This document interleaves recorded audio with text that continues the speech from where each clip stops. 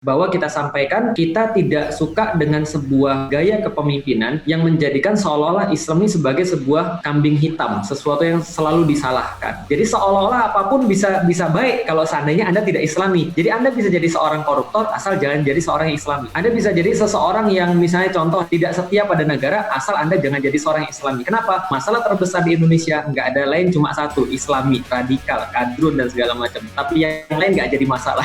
Jadi apapun yang Anda lakukan nggak ada masalah, asal jangan Anda HTI aja kalau zaman sekarang itu kan ya, asal jangan Anda khilafah aja. Jadi itu yang terjadi.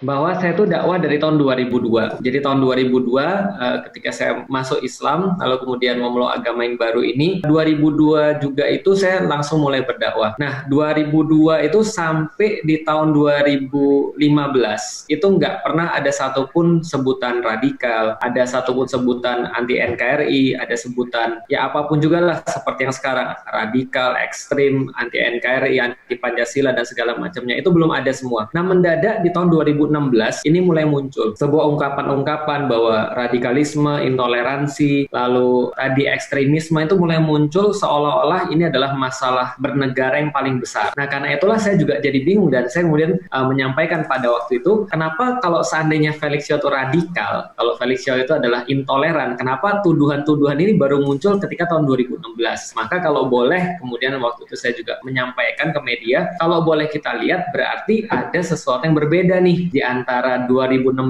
ke atas dengan 2016 ke bawah. Kalau kita lihat lagi lebih awal lagi daripada tahun 2016, ternyata kalau misalnya abang lihat juga di Google misalnya, terus diketik tren, kapan sih muncul kata-kata anti NKRI, anti Pancasila, radikalisme itu muncul, ternyata munculnya itu adalah pertengahan 2014. Nah, itu mulai muncul tuh sebuah narasi-narasi untuk membenturkan antara agama dan negara, kemudian muncul narasi-narasi intoleransi, lalu kemudian lanjut kepada 2016 sampai dengan sekarang narasi itu masih untuk dijaga. Jadi gitu sebenarnya untuk awalan ya cerita dari mana sih sebenarnya itu muncul. Kira-kira gitu. Jadi intinya Ustadz ingin mengatakan kalau pertengahan 2014 itu Pilpres ya kan? 2016 itu Pilkada DKI.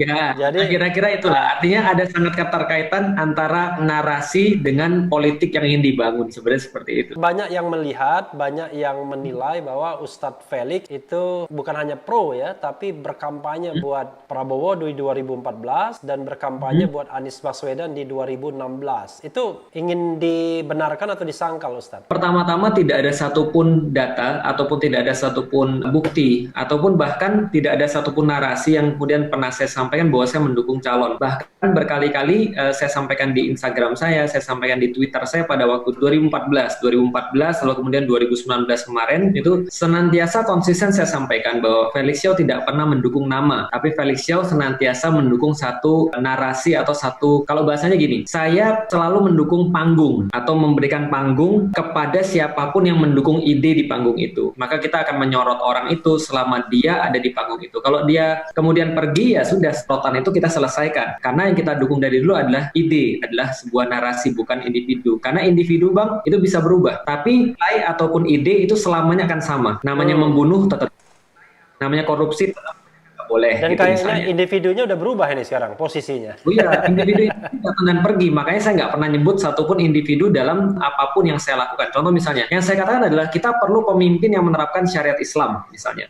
Kita perlu pemimpin yang menerapkan hukum-hukum Allah. Tapi saya nggak pernah bilang pilihlah pemimpin yang ini, nggak pernah. Karena saya secara pribadi susah untuk yakin sama orang kalau dia belum mati, gitu kan ya.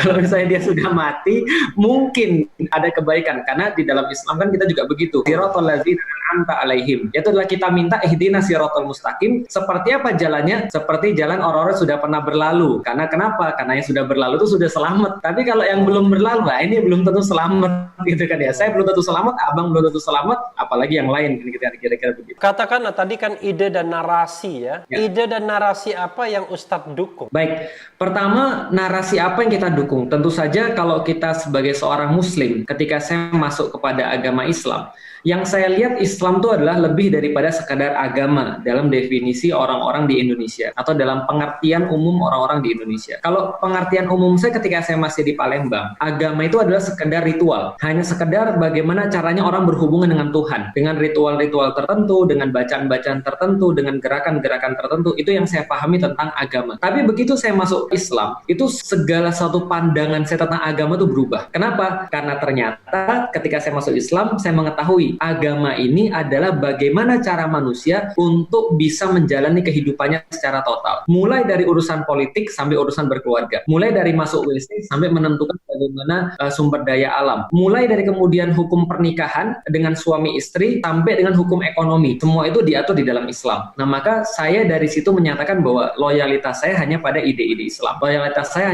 hanyalah pada narasi-narasi Islam. Perkara kemudian bagaimana kita mengambil narasi Islam itu dari sumbernya, ini mungkin bisa debatable karena para ulama pun kadang-kadang berbeda-beda dalam memahami Al-Quran misalnya atau dalam memahami hadis misalnya, tapi mereka tidak ada perbedaan bahwa dua ini, Al-Quran dan As-Sunnah ini atau Al-Quran dan hadis ini adalah sumber kita untuk melihat segala sesuatu atau sebuah tolok ukur dalam kita memandang sesuatu. Nah, karena itulah misalnya contoh, ketika negeri ini didirikan kan juga sama, dengan sangat legowo sekali, dengan sangat humble sekali, para pejuang itu kemudian menyatakan atas berkat rahmat Allah yang Maha Kuasa. Nah, itu adalah bukti pengakuan bahwasanya negara ini dibuat dengan semangat tertentu, yaitu adalah dengan semangat untuk bisa mengabdi kepada Tuhan penguasa semesta alam. Nah, maka saya menyatakan ini adalah narasi yang kita dukung. Ini adalah narasi yang kita senantiasa untuk syiarkan. Selama narasi ini dijunjung tinggi, selama orang-orang memperjuangkan narasi ini, maka kita pun mendukung siapapun dia. Tapi begitu narasi ini ditinggalkan, silahkan cari spotlight yang lain.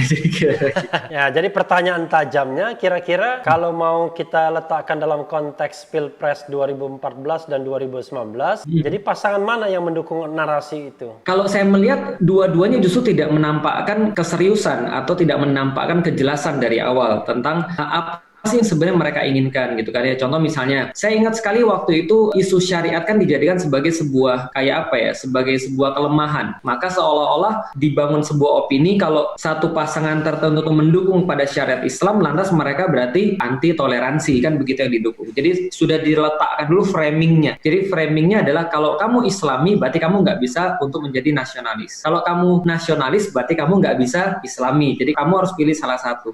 Nah, maka saya ingat banget ketika ditanya tentang syariat, ditanya tentang bagaimana komitmen mereka terhadap Islam, maka keduanya tidak menampakkan kejelasan. Nah, karena itulah saya secara pribadi tidak pernah kemudian untuk menyatakan bahwa pilihlah yang nomor ini, nggak pernah sama sekali. Kenapa? Karena yang kita sampaikan adalah bahwa mereka harus taat pada Allah, taat pada hukum Allah, harus menerapkan hukum Allah, itu saja. Hanya saja yang saya tegaskan kemarin bukan berarti juga kita menjadi sesuatu yang netral.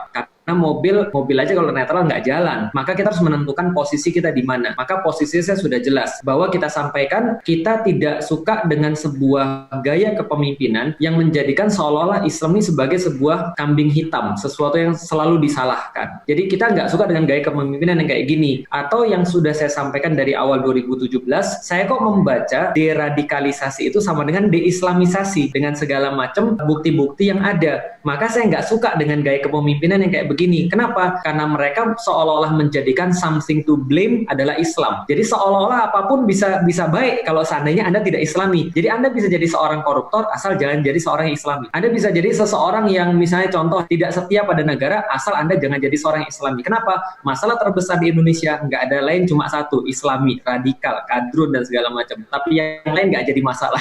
Jadi seolah-olah semua bisa Jadi apapun yang Anda lakukan gak ada masalah, asal jangan Anda HTI aja kalau zaman sekarang itu kan ya, asal jangan Anda khilafah aja. Jadi itu yang terjadi. Tapi penerapan Pancasila misalnya, kita bisa bicara dan kita bisa debat siapa yang lebih Pancasilais dan siapa sih yang sebenarnya kita harus jadikan sebagai indikasi Pancasilais itu sebenarnya. Ada orang bicara tentang saya Indonesia, saya Pancasila, besok ketangkep KPK. Ada orang bilang saya Indonesia, saya Pancasila, besok ternyata dia ketahuan ngambil duit dan masuk penjara. Pertanyaannya adalah apakah bisa disalahkan lantas Pancasilanya? Kan enggak. Nah, sama seperti kemudian ketika mereka memperlakukan orang-orang muslim atau memperlakukan narasi Islam itu sendiri. Pertanyaannya lagi yang lebih besar, ada apa di balik untuk mendeislamisasikan Indonesia itu yang mereka bungkus dengan nama deradikalisasi itu? Nah, itu pertanyaan besarnya. Kira-kira jawabannya apa? Nah, disitulah letak saya tidak netral. Artinya saya nggak bisa netral ketika itu sudah berhadapan dengan agama. Karena kalau kita bicara tentang agama Islam pada khususnya itu akan berada di garis terdepan ketika ada kezaliman. Maka saya melihat, saya berprasangka kuat bahwa deradikalisasi ini adalah sebuah topeng untuk dijadikan pengalihan isu sesuatu yang lebih besar. Apa yang lebih besar? Ya kalau kita bicara tentang sejarah kan selalu berulang Bang Refli. Dan kalau kita bicara tentang sejarah, dulu kita masih ingat ada orang-orang ataupun kelompok-kelompok tertentu yang senantiasa menjadikan agama ini juga sebagai biang keladi atau dijadikan sebagai kambing hitam. Dan apa kemudian tujuan mereka sebenarnya? Ternyata penguasaan terhadap sumber daya. Jadi kerakusan, jadi rasa serakah mereka ingin mengambil semuanya. Maka ketika dulu dunia mengenal ketika abad ke-15 ada 3G, Gold, Gospel, Glory. Ini adalah 3 serangkai. Mereka ingin masuk menguasai tanah sebagai bentuk daripada imperialisme kekuasaan. Mereka masuk ingin menguasai ekonomi sebagai bagian daripada keserakahan para pedagang, dan mereka sekaligus ingin menguasai akidah. Maka waktu itu kita masih ingat tuan-tuan tanah ataupun para ulama-ulama yang ada di Sumatera Barat pada saat itu kemudian mengatakan dilarang untuk jual tanah pada orang Cina misalnya, taruhlah. Walaupun itu bukan sebuah hal yang rasis menurut saya, tapi yang ingin mereka katakan adalah jangan sampai ketika tanahmu dikuasai, kamu kehilangan akidah dan kamu kehilangan faktor ekonomi. Karena 3 ini kan nyambung, ekonomi, akidah, sama kemudian tanah. Dan begitu juga ketika orang sudah kehilangan akidah, maka mereka kehilangan tanah dan mereka kehilangan ekonomi. Begitupun juga kalau orang sudah susah secara ekonomi, mereka bisa sangat rentan kehilangan akidah mereka ataupun mereka rentan kehilangan tanah mereka. Maka ini muncul 3G ini sebagai responnya adalah ketika kezoliman ini muncul, penjajahan ini muncul, orang-orang muslim muncul bahwa mereka diajarkan senantiasa untuk membela keadilan. Apa itu keadilan? Ya sesuatu yang harusnya ada, yang disampaikan oleh Allah dan Rasulnya. Intinya adalah keadilan itu sesuatu yang harusnya menjadi kenikmatan bagi manusia semuanya, bukan hanya golongan-golongan tertentu saja. Nah, jadi saya pikir ini adalah sebenarnya yang pengen diraih oleh orang-orang yang menyampaikan narasi-narasi tentang agama dan negara, dibenturkan dan segala macam. Ya ada kepentingan tertentu, dan ini yang terjadi sekarang di Indonesia.